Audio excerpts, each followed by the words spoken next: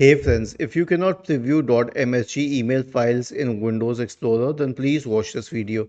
So these are older email files and these were associated with Outlook 32-bit. The newer version is 64-bit, so it may not be supported. Now here's what you can do in this case.